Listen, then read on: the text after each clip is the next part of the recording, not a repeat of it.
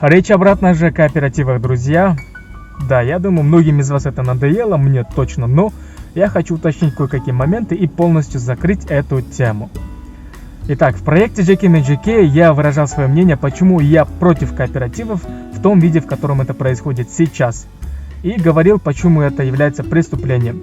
Но, к сожалению, многие мои слова не попали в эфир, но сейчас речь не об этом. Тем не менее, спасибо каналу Супер ТВ, все было сделано круто. Спасибо. Итак, коротко. Кооперативы – это незаконно, то, что они сейчас делают. Кооперативы и действия их руководителей – это преступление. Запомните, вот коротко я сделаю видео. Это преступление, это незаконно. В их действиях усматриваются не только элементы финансовой пирамиды, но в том числе и мошенничество.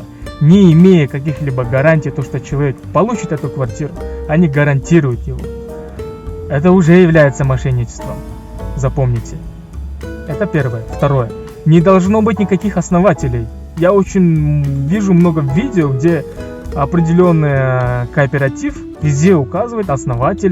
Но не должно быть этого основателя. Это вам не коммерческая организация.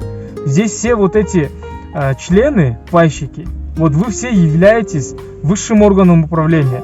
Да вы можете даже убрать его, вот этого основателя. Вообще уволить его. Запомните это. Третье.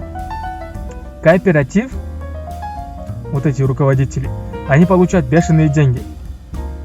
С каждого договора 2-3 тысячи долларов минимум. Ну, я думаю, это немало.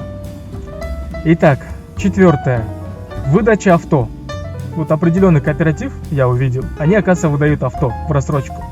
Ну, сами подумайте. Жилищно-строительный кооператив выдает в рассрочку авто. Это законно ли? Куда смотрит Национальный банк, я вообще не понимаю. Потому что это уже является операциями банковского характера. Ну, это незаконно.